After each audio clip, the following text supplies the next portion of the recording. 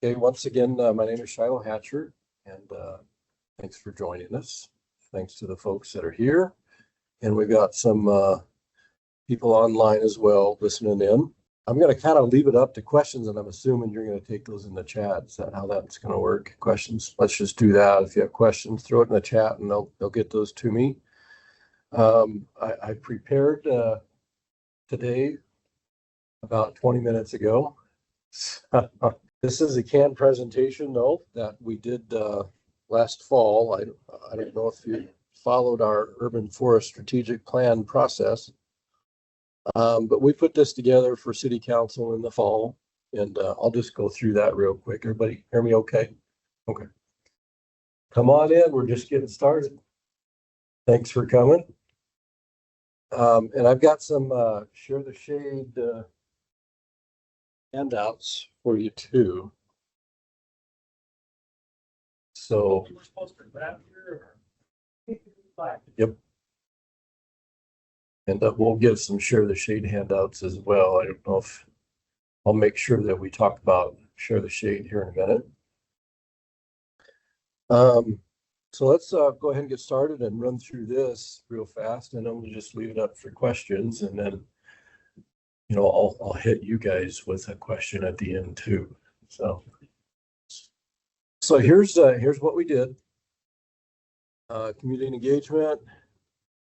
We're going to share some of the things we found, and then we're going to share some of the objectives and initiatives that we're going to get started on probably this summer. It's hard to say, we're so far out from getting to certain things, but I needed a little space from this. This was a 2-year project, and we're running into March and April, which is, our busiest month. So I don't see having a whole lot of time to jump on a few of these things until we hit May or June.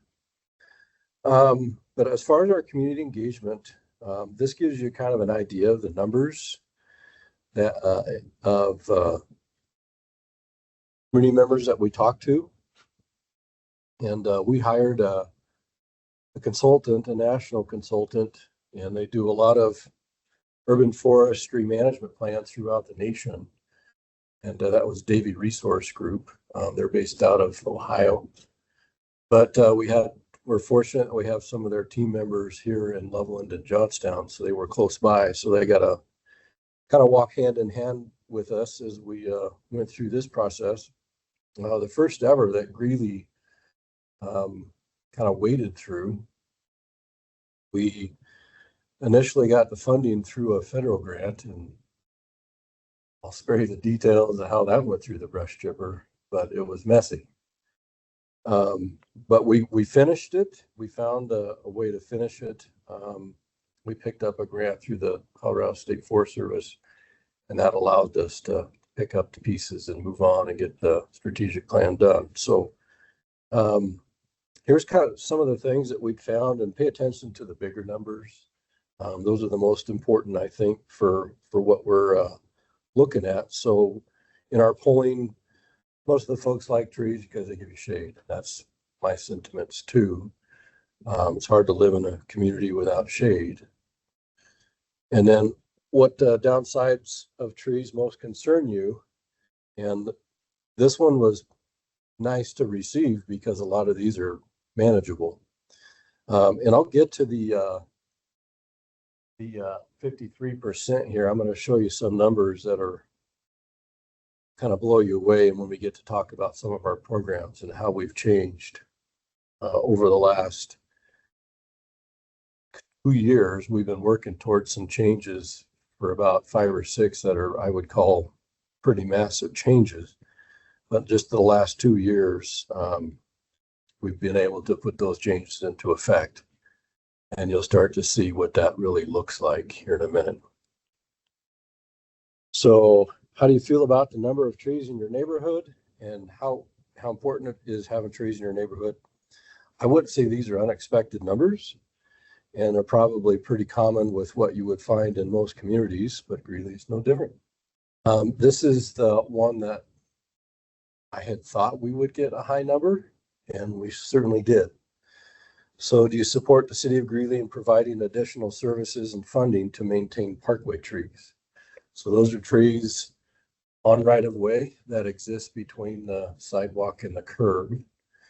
And traditionally in Greeley for decades, I've been employed with City of Greeley for 30 years, and it's been that way since I've been here, is to get maintenance done on parkways or right of ways. So traditional parkways where there's a sidewalk and a curb, that responsibility was up to the property owner. So we managed those, and the property owner had to get that work done, and then they had to pay for it. So I want to say it was roughly 2018-ish or so. We started talking about emerald ash borer and how we're going to manage that, and what we've found in our inventory work as we canvassed the community, and we started sharing that with some other communities. I got into a conversation with the city forester in Denver, who worked for me a number of years ago. He's now out in Grand Junction. And he had said, well, we've never gone out and done a real quality inventory of our street trees in Denver. And he said one of the things we found is how poor a condition those trees were in. So they had to make some changes to their program. So we were situated a lot like Denver in how we maintained our right-of-way trees in the community. It was done privately. And so to have a tree pruned on the right-of-way in Greeley, the numbers were really low. I want to say the average is 60 something a year. Sometimes it's more, sometimes it's less, a lot less. So out of, I think we've inventoried now about 10,000 trees. The strategic plan here, when we had that inventory done for this plan, it was less than that. So we've added a lot more just by us getting out and inspecting trees. To have 10,000 trees on right of way in the community, to have 60 pruned a year is pretty bad. So we kind of tagged along with what Denver's thoughts are, is we need to make some changes. So about 2019 or 2020, we started to align our municipal code to allow us to do so. And we had a budget. We were fortunate enough to have funding to do that. It's not much, but it is enough to do a lot of work. Very happy with it. And we've been able to add some equipment ourselves. So we now have what I would call a full crew. We can actually service 2 crews if we needed to, whether it's being up in a tree or whether it's with equipment. We have both the equipment and the people and the skills to do a lot of work ourselves, and that saved a lot of money. So last year's our first year we started doing this. So when we go out and we inspect trees on right of way, and we determine whether it's 11th Avenue or 12th Street or 13th Avenue or 6th Avenue, you name it, we figure out kind of the worst of the worst, and we try and rotate through those. And the idea is to rotate through those every 5 to 7 years. It's kind of on average. Some trees will need more work than others sooner. So what we do is we'll canvass those areas, and we'll come up with a game plan as far as time it's going to take us, whether it's just us or we hire a couple of contractors to help us. And then we coordinate the traffic control. So just putting the permit in to do the traffic control is 45 days of our time. And we can usually get the work done in 1 to 2 days. So going back to roughly 2014, 2015, we began what we call bulk projects. So when you go out and you shut down a lane of traffic on 11th Avenue, you don't want to just do it from one property. You want to do it for multiple needs, so that you're inconveniencing the public as little as possible, and you're impacting the trees as much as you can. We started doing that through code compliance. So we would have to notify property owner A and property owner B, and we would do 100 trees in a project and 50, 60 properties, I think. And to get that work done, because the financial responsibility was up to the homeowner. If we wanted 2 days worth of work, it would take us 6 months to plan for that. That's not efficient. That's a lot of time to put a project together to get trees pruned. So another thing we found over the years was the number of removals we're doing on a yearly basis when we're in code compliance program. The number of removals we're doing slows us down considerably. So that, long story short, starting in 2025, so last year was our first year, we started doing parkway pruning, and there's removals in there too. And removals are still up to the property owner, so we don't pay for those. That's a bigger budget than we have, and we want property owners to have a little ownership in the trees. Because one thing we're finding is when you walk away from your trees, the trees walk away from us, and we have to cut them down. So having that responsibility still up to the homeowner, I think, is a good decision. There's some things we're going to look at down the road to try and encourage people to plant trees. So is it possible if you replace your tree, you could get a portion of that tree removal at a discount? That's a down the road a ways. So we just don't have the ability to look at that yet. So what that means is if you have a tree that's on right of way, it's between parkway and or it's between the sidewalk and the curb, we prune that for you at no cost. So that's the program here, and that's kind of the question in the engagement findings. You support the City of Greeley in providing additional services to funding to maintain parkway trees. So that's where we are. I was excited to see that number come after the fact we started the program, but I had anticipated that support would be really good. So here's what we found, and this is probably in the strategic plan. I guess I didn't bring one with me, but you can get it online. You can get it on our webpage. But this is the golden nugget for me that came out of the strategic plan. It was the canopy assessment throughout the city, what that showed, because now we have a gauge. So we took a picture of 2009 to 14-year picture to 2023. And that gives us an idea of what happened between those years. And so that number came in greater than I thought it would, because we cut trees down 24/7, 365. And I for sure didn't know I didn't think we would grow. But there's some caveats to that growth. So when we did the canopy assessment, so Davie Resource Group did that assessment for us, and it came back 8.2% growth. I sent it back to them and said, start over. It's not right. So they dug into it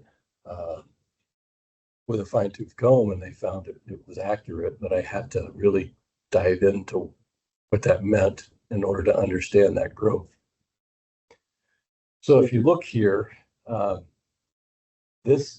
pink areas over here, which is mature Greeley, that's what I anticipated would drive the decline over a 14-year period from 2009 to 2023. And if you would take that area of Greeley and do a canopy assessment, the decline would be pretty substantial. But Greeley as a whole, through development, particularly out here, grew. So it was just about acreage growth in our canopy. And I know the folks on online can't see these, but I've got some kind of maps here I did from the strategic plan that were provided to me, and it shows there's three different maps here. One's over by campus, another one's surrounding Archibald Park, and there's another one that's kind of the Kelly Farm area. So I pass these around and you can look at them. The black color that you'll see on here is decline or canopy that existed that's no longer there. And green is new canopy that's developing right now. So you can see the difference between new Greeley and old Greeley. So again, this was really the gold nugget for me in our strategic plan, is to get this on paper so that in 5 years from now, hopefully in 5 years from now, we're redoing that canopy assessment. You should take that temperature every 5 years, no more than 10. We've never done that before. So this was kind of a big deal for me. It was really important, very valuable. So obviously what we want to see happen in 5 years is for that number to keep moving upward, and we don't have a number. Some in some strategic plans and communities, they'll pick a goal and they'll pick a number, and we're not there yet. I think we have to have a couple of decades of trending in the right direction before we can say we want to hit 10, 11, 12. Kind of normal for Front Range communities to be at 12 or 15. We're at the same canopy coverage as Laramie and Cheyenne. And nothing against Laramie, I went to school there, but there's also not many trees you can grow in Laramie, Wyoming. So we're pretty comparable to Laramie, and we have a little bit better opportunity to grow trees here than Laramie. So residential land is our key. So development and property owners who want a tree, let's see how we can help them get a tree. So a couple of things that we threw in here just to be aware of. We want to make sure that we're improving our diversity. We have a pretty high number of honey locust, but that was flipped as far as the greatest number of tree species we had when emerald ash borer was found in Colorado in 2013. Ash was our number one. So we flipped that. A lot of that's been helped by not planting ash anymore. But we remove a lot of ash. They're in very, very bad condition in the community. But obviously we're going to slow the numbers down on honey locust, because the next devastating insect that comes into town could be the honey locust borer. So our responsibilities are growing. There's that number, 7,866. That was inventoried, I want to say late 24. And we're near 10,000 now, just because we've been able to get out into more areas of the community, and we've got staff that are out looking for those. If it's raining or snowing, we don't want to pull the equipment out of the yard. We'll go out and we'll walk trees. So our responsibilities are growing. So that's about 25,000 trees that we're responsible for. And then here's kind of a financial outlook. We want to hit a 7 to 10 year pruning cycle for most trees. And this just gives you an idea of the things that we're challenged with. And here's how our budget shakes out. And other communities throughout the country and other similar communities of certain size, we're at or just below funding. But I think staff wise, we're probably at or below. And I want to say we do a pretty good job of maintaining a lot of trees. So what are our objectives that were identified in the plan? A lot of those you're only seeing just like a summary of objectives. But I'm going to highlight the ones that we can tackle right away. Some of these we're already working on. But that first one, I'll start working on a budget for 5 to 10 years down the road, hopefully 5. And we can see what our accomplishments and what our goals that we've put together here are providing for the community in terms of increase in our canopy. So continue the Share the Shade program.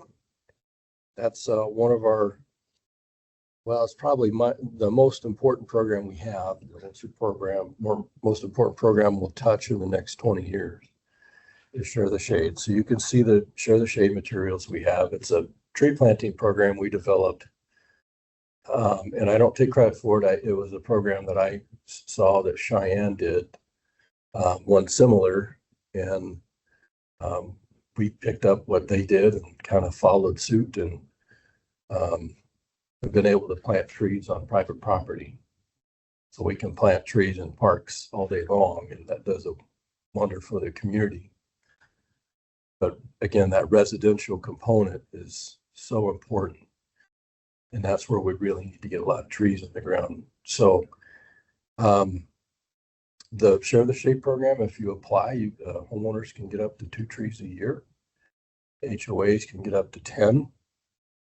We've helped several HOAs eliminate or reduce the number of ash that they have that are vulnerable to emerald ash borer, and we've replaced all of those for them at no cost to the homeowners. So again, homeowners can receive up to 2 trees a year. We're booked. Our initial goal was to do 100 trees a year. We've blown past that number each year. We try not to turn folks down.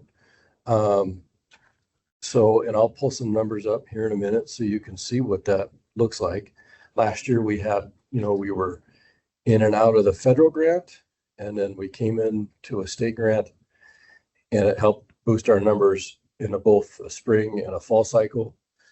So our numbers last year were pretty enormous. It was a pretty intense year, but we're already geared up for this spring to do 133. And right now we're adding some more, as far as we're following back up on properties that had removals, and we're replacing those removals.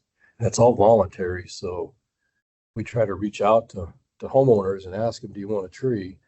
They certainly can sign up at any time through the Share the Shade program on our website.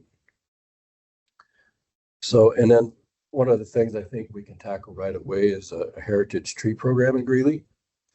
And that in Greeley, what we envision is it's a volunteer program. So if you have a unique tree, one that you want to nominate for heritage, it can get that designation, and that designation can follow the property if the property is sold, and it just provides protection for that tree. So a good example is Greeley has the state champion bald cypress.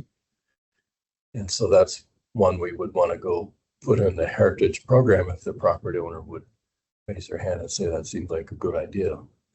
So we're going to work on that. That's probably going to be one of the things we'll tackle this year. There's a couple other things. Increase proactive management of trees within public space. So evaluate and prune public trees every 7 to 10 years. So that means an inspection and pruning total numbers would be about 2,500-ish a year. And you'll get to see our numbers on that here in a minute. And then create annual forestry reports. We already do that to a degree. They've been a report every year that we do based on the code compliance activity. So obviously that's changed now.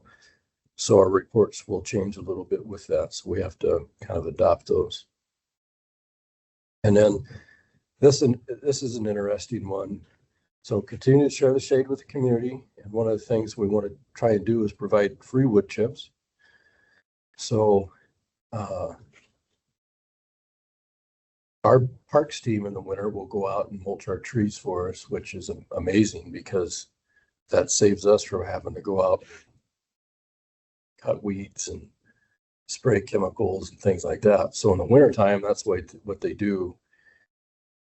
And I can't tell you how many cubic yards of mulch we have put down, but it comes into the yard down there and it is gone.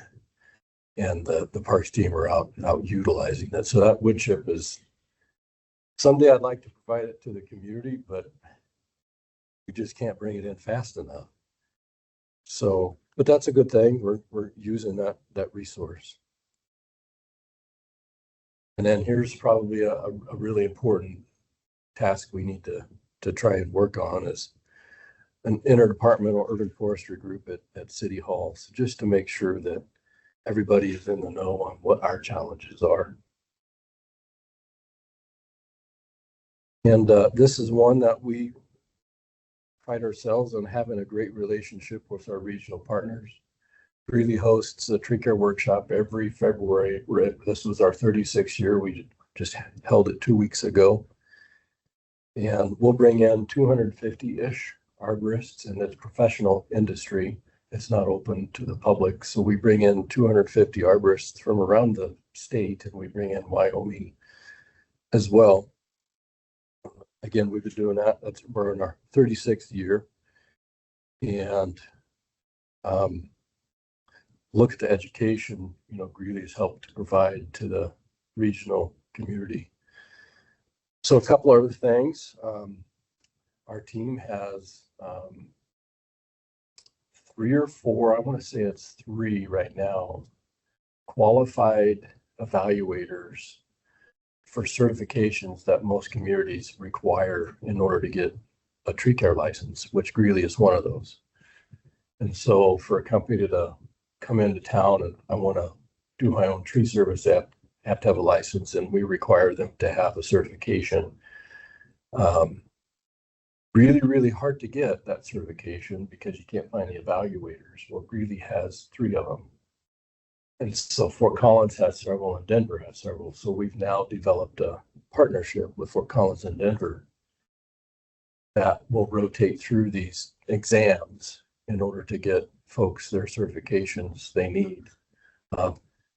That's something I was working for the last 5 or 6 years for, and it finally kind of came to fruition last year. So really proud of that. And then last year we hosted a workshop that was it's called a prescription pruning qualification. I took it myself, and it was taught by national he wrote the book on pruning.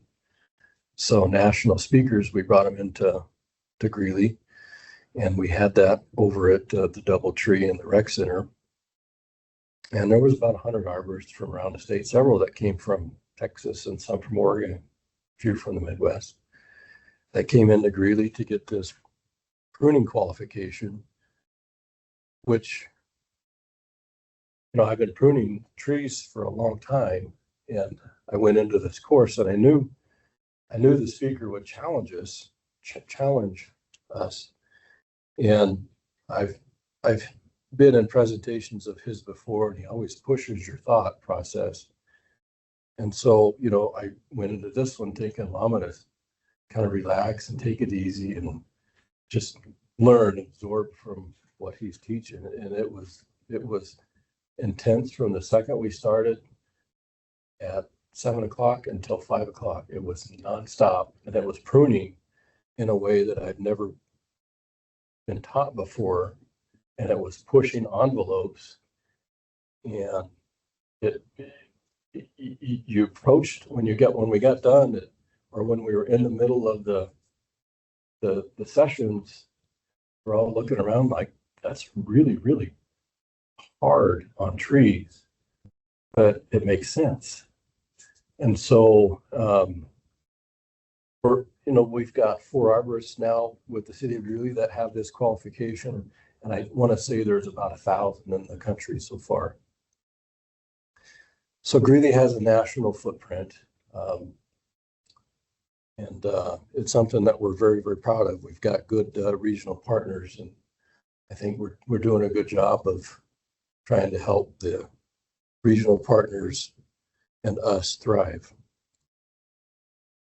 So here's the question everybody showed up for today. What's our tree health outlook for this year? Here's the answer. Oh no.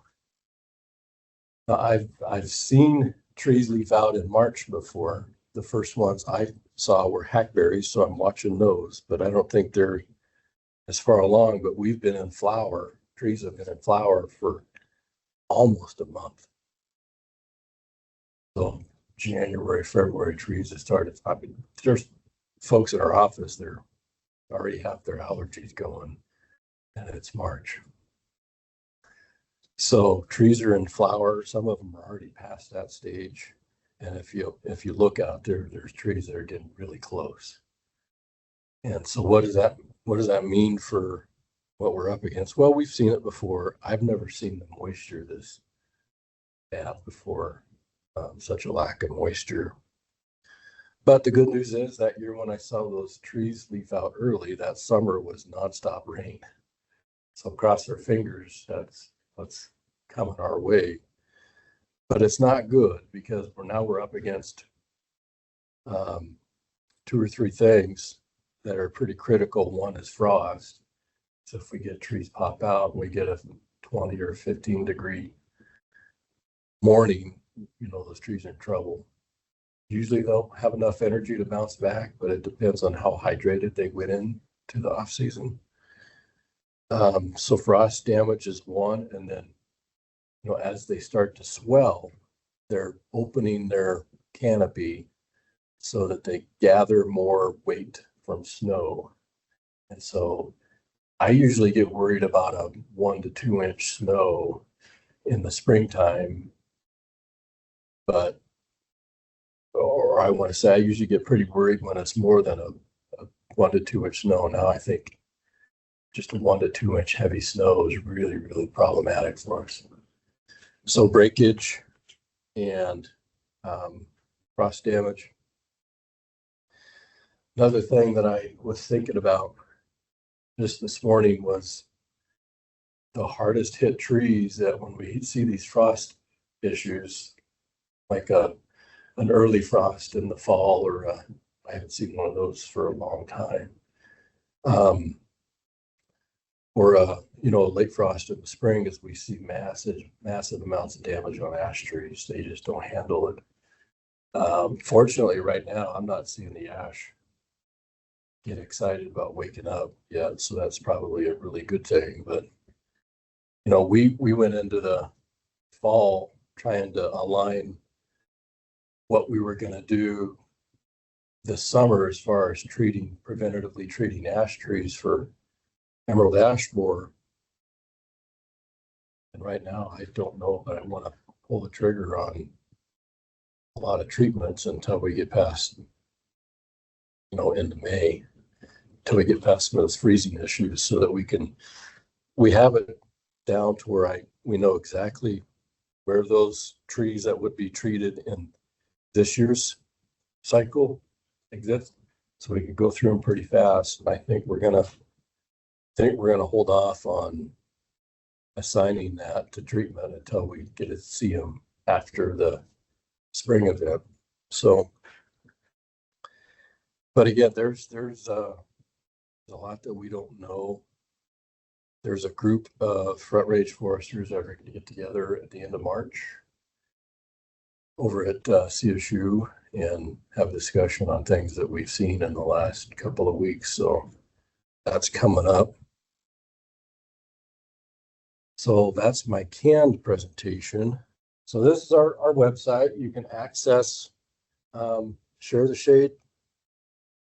So you can get on here and go down, and here's the Share the Shade information. You can go down and get the tree list and rules and regulations and apply now, and it'll take you, it's actually when you go to apply now, it takes you to our permit, City of Greeley permit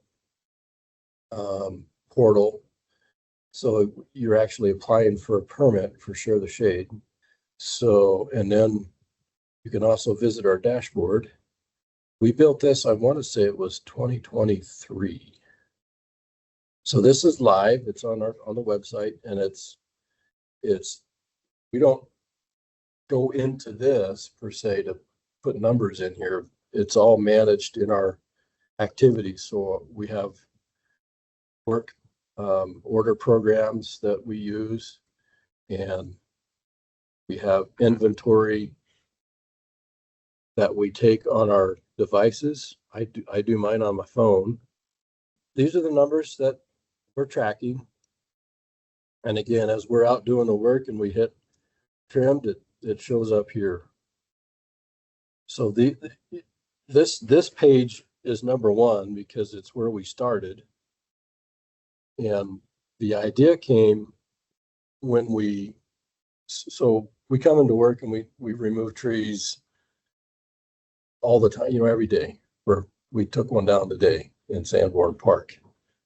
Needed to go. So, but you do that over a long period of time, you feel like the Grim Reaper, and nobody knows what you're talking about when they don't share your same sentiments when you approach a tree and we got to put a sidewalk through it. Well, can we go around it? And it's hard to have that conversation from me when I see how many trees we're removing. So that's the reason we created the dashboard, is this map.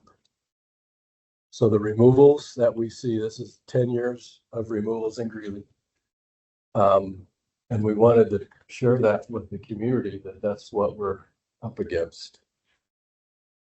So over on the right, you'll see trees removed on so that's parks. And then trees removed on the parkway. So that's between the sidewalk and the curb. So why did we hit 383 trees removed last year? That wasn't quite accurate, but we went out and inventoried and found that there weren't trees where they previously were, and we didn't know about them. So we counted them in as removals last year. So that number is a little inflated. It should have been pushed over from the previous years. But that gives you an idea of the tree removals we're doing. So enough bad news. There's our planting program. So this map here is where we planted share the shade trees in the community. You can zoom in on that. Anyway, you can zoom in on that and see, that's pretty good distribution throughout the community, east to west, north to south. And so here's our numbers. This is still a share the shade program, but it's really, we're dialed into the trees that are going back into the parkways. So that's what those numbers are. And it's east of 23rd Avenue. So it tells you that's mature Greeley on the parkways. And then the bottom is our share the shade numbers from since we started the program in 2022. So again, if you want a tree in Greeley and you've got a yard to put it in and you're going to maintain it, there's no excuse. We'll give you free trees. We'll show up and plant them for you. You drink lemonade and tell us how awesome your new tree is. And that's what we're after. So we haven't planted them yet, but you'll see there's 33. That means we've plugged them into the system to say this is where they're going. We will plant starting in about 3 weeks. And we'll do another round the end of April. So we'll hit 130 on the bottom, and then we'll hit about 20 or 30, we think, on the top. So there's 160-ish trees. We'll do this just this spring. We'll probably do some in the fall, but go ahead. So the question is, what types of trees are we planting? It's a pretty decent list. And that list is available on the Share the Shade. So you can go and see the recommended tree list. We're going to expand that a little bit, but a lot of that list is about what we can get and what we think, are the toughest of the tough. Size. They're 1.5 to 1.75 inches, which I think is perfect.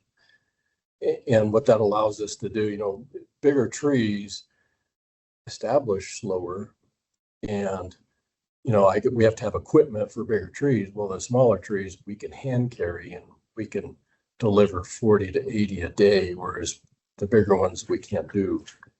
We do a lot of numbers with the smaller trees, but if I were planting a tree at my yard, I would always do a smaller tree. There's less shock that goes in. There's a lot of damage with those bigger trees when they dig them up and you have to transport them. That's a great question.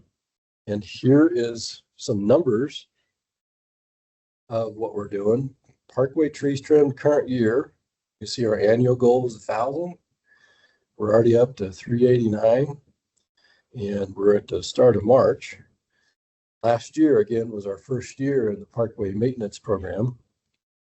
And we had no idea how far our money would go and what we could arrange and get done in 1 year. So our annual goal last year was 300. And so in 1 year, we realized we better get goal up there because I think we can hit it. Inspections. So these two numbers combined, tree inspections and Parkway trees trimmed, we're wanting to hit about 2,500.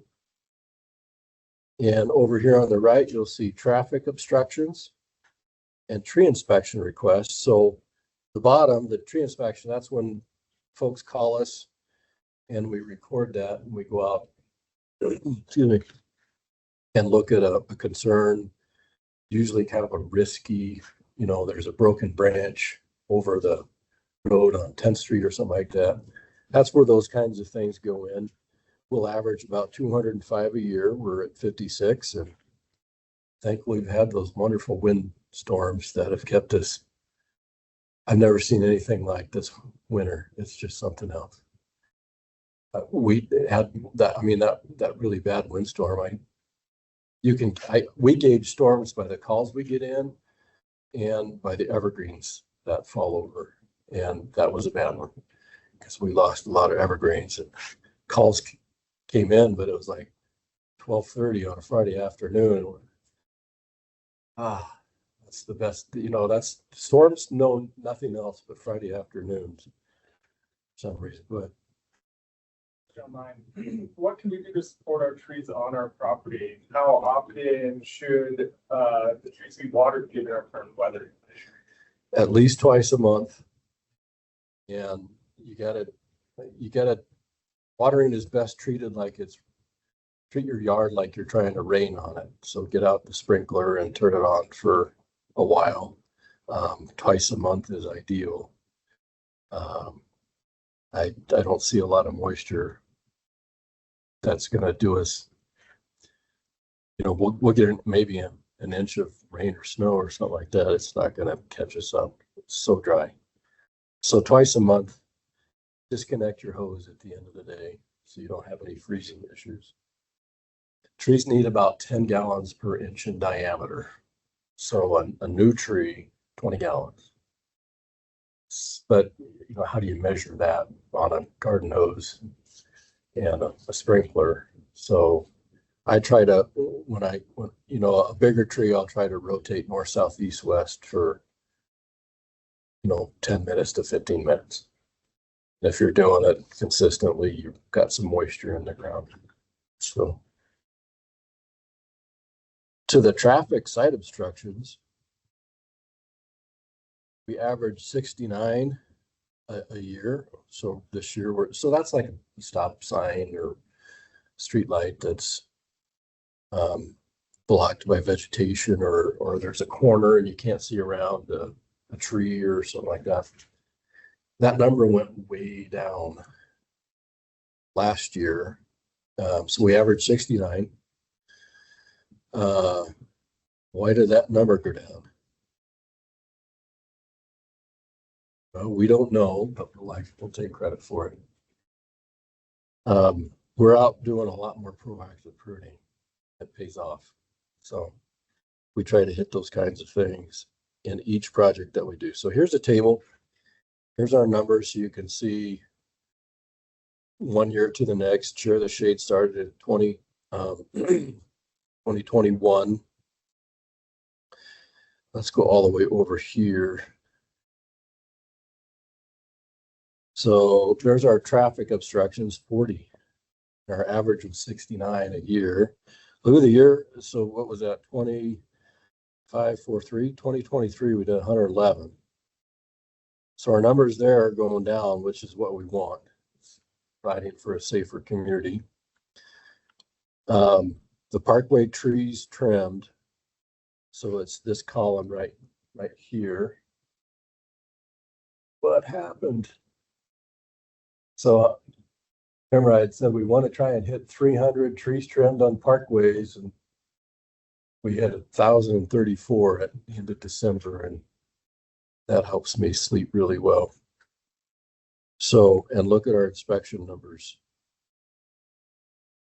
So what a difference it makes to focus, to change. There's a lot of detail involved in what we do. I know you know that, Doug, but there's a lot of work that goes behind just going out and start pruning trees. There's a lot to it. But look at the difference. 4,300 trees we're looking at just last year, where we're trying to get out and see, really massive problems before they happen, and we can take care of those. So any other questions on the online? Yeah, we got, should pruning be limited to hazard reduction to avoid additional stress during the inspection? And I'm gonna add, like, are there any other basic maintenance things people can do at home to keep their trees healthy besides keeping them watered? So understand if you have an ash tree, number one, and we have a residential ash treatment program that residents can sign up for. We don't pay, so it pools people together that want to get their trees treated, and then we go and get a rate for that from a vendor, and it gets a pretty good rate. So we don't pay for that. It's done by the properties. But understand if you have an ash or more, and apply for the Emerald Ash Borer treatment programs. Number one, we'll come out. We've done management plans for HOAs throughout Greeley, so that they know what they have and what they're up against, and it's helped them budget. And that's number one. The second thing is if you have spruce, you have blue spruce, and it's an older tree, you really don't have to worry about it so much being a younger tree. But there's a beetle that will attack spruce, so have your spruce treated. Definitely water it, because that beetle is it has got the best sonar radar in the world.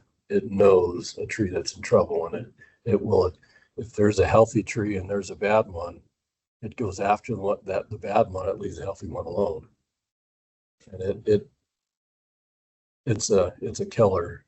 We lose a lot of spruce every year because of it. Greeley's no different than any other community, but treat your spruce trees. As far as pruning goes, what was the question again on the? Should pruning be limited to hazard reduction to avoid additional stress? We don't. Simply I would say a property owner could do that. Yeah, it probably makes sense. We don't, simply because we can't stop. We've got to get trees pruned, and doing 25,000, we can't wait. I'd be more concerned about not pruning trees than I would be about stressing them. So by pruning, but definitely take care of hazard issues. Structural issues are just as important. So if there's any structural issues that you need to pay attention to, such as tight growing branches, because those push each other apart, pay attention to those. So, other questions? So we've got some older trees. Our house in 1958. We have a bunch of areas already there. Very elms, the cottonwoods, pine trees. These property, is there anything particular with those older trees? Water your yard. Just keep your lawn watered, and they'll get the water that they need.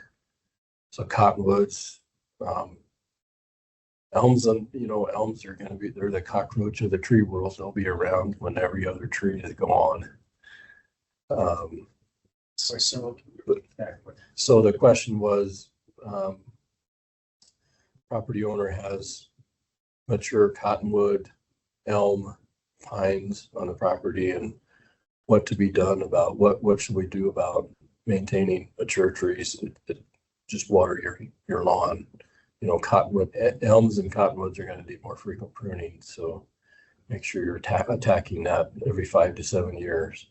Cottonwoods, specifically, especially if they're planted in the 50s. I think it's dying. Mushrooms start to run around the place a bit. It's now got those kind of saucer looking mushrooms coming out the side. It does need trim. It's good trimming. Is that going to help enough, or do you think that tree just needs to come down? So the question is, I've got a mature crab apple that's got some fungal decay in it that's showing fruiting bodies. And what was the final piece of that? The trimming, get nice and neat, get all the dead out of it. Help get substantially, or I think that is the problem. Sign up for Share the Shade so we can get a new tree planted for you. When you see fruiting bodies in Greeley, Colorado, it's not a good sign. So it's pretty far along, because that's not a natural. I mean, you have to have a moist environment and a lot of decay. So there's decay in the tree to have visible fruiting bodies like that. So I don't know that I would put a lot of money into it, other than let's get you some new trees. Neighbor, he's got where the kid orchard. He's working on water. There anything else that he needs to look at this summer other than the drought? This drought is going to this beaches and lump and all this time. Bugs really going to hit those trees. Hard to say. The insects are very cyclic. I would say there's more of a risk. There's probably zero chance we're getting any decent fruit this year. I mean, what's kind of come over this summer and fall from peach country is going to be pretty slim. So, because they're in the same boat, and more so than we are. So we had peaches on a peach tree outside of our office last year, and there's no way that peach tree is close. I don't know about an orchard. It might be a little harder to do. I was always taught that you could go out and wrap a smaller fruit tree with, like, you can't do it with LEDs, but like the old C9s, just enough to keep it elevated above frost, and that could be valuable. They probably couldn't do that on a lot of trees. But yeah, I think as far as fruit trees go, we're probably not going to have much fruit this year. What about insects? I'm not real sure. It's always so cyclic. So. No, I grew up on farm. Yeah, obviously we didn't have it this year. We get back 10 days, 2 weeks below freezing, and ground freezing that kills that grasshopper larva and everything. We didn't get that this year. So that's what I was worried about in the orchard, is the grasshoppers taking over. A good one. Yeah, grasshoppers will absolutely destroy fruit trees. Go ahead. There's a few questions online. Start with, does your website list certified arborists? So you can find licensed arborists in the community. It does not list if they're certified. So there's, I think that's what the question is after, is is it list licensed arborist? Yes. But some of those license holders have certifications, and one of those happens to be certified arborist. And there's, some of those arborists have multiple certifications. You kind of have to call them and ask them if they want. I would say 75 to 80% of them have certification, a certified tree worker. So that's a requirement to become licensed in Greeley, is to have that certified tree worker. There are some companies that are grandfathered, but several of those are close to getting their certified tree worker. In a couple of years, we'll be 100%. So that, I hope that covers that question. There's actually a follow-up question to that too. I have 3 acres with quite a few trees. Will your department come and do a general inspection? Typically not, and I wish we could. But there are some local consultants that if you call us, we can turn you, over to them, and they can do that if they're on right of way. Absolutely. But if they're things like spruce that we're having concerns about, we can drive past and say yes or no. I'd be worried about this or this, that, and the other, but to walk on the properties, we really can't do that.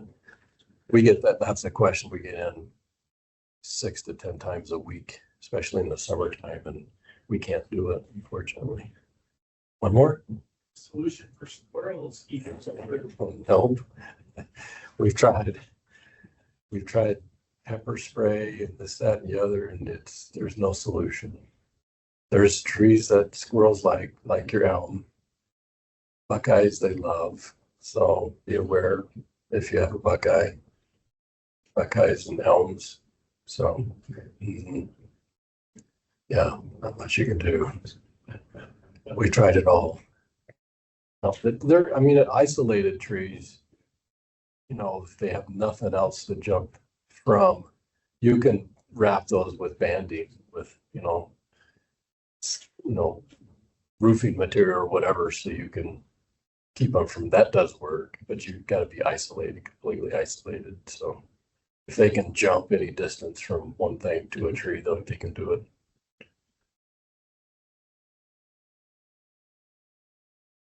Question: what are 3 tips to do to protect or / reduce stress on trees during dry periods like here?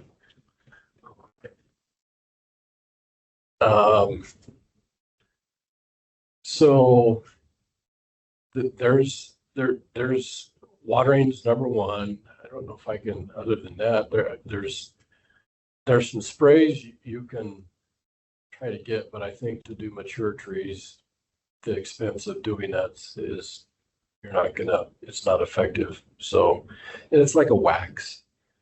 You spray your tree. I've salvaged trees in the summertime with it before. We planted them and they shriveled up, and we sprayed it. So it's like a wax, and it keeps the tree from transpiring, and it holds, it helps the tree retain what moisture it has.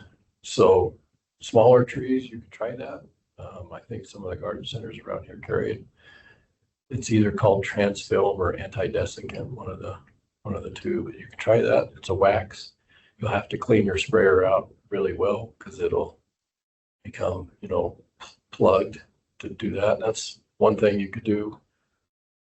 Watering that's pretty much it. There's a point right this winter where I almost didn't want to go out and water because I didn't want to stimulate the trees. And I think I don't know, that's still in the back of my mind, are we out pushing trees to wake up? Because,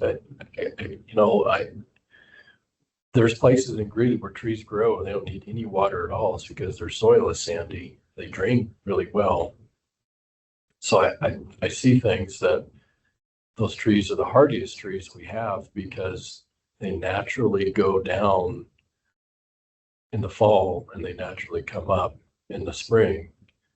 And so that's one thing that concerned me is, do we go out and start artificially, giving our trees supplemental water and artificially messing with their heads? Because I don't know if you guys felt this way, and it was January 15th, into January, I'm kind of going from work and I'm thinking it hasn't even been Christmas yet. And here we are a month after.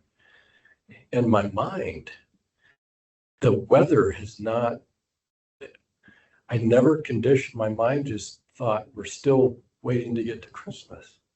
And we're a month past it. And do you guys feel the same way? Some plants are no different. So the weather and the moisture we're getting, the temperatures and moisture, the plants are like goofed up too. So, I mean, it feels like I want to go out and get tomatoes this weekend, right? Let's put tomatoes in the ground. That's what it feels like. And we're March, the start of March. So, the trees get kind of messed up too. So that was in the back of my mind is, are we artificially kind of changing what their minds are thinking? Probably so, by watering them, but which one's more important? Let them be or give them water? I think we better give them a moisture. Well, fertilizer, that. I wouldn't fertilize a tree right now. It's really a kind of a no-no when a tree's in stress is to give it fertilizer. So probably going to give some to your lawn. That's not enough to do much to your tree anyway. So thanks so much for coming.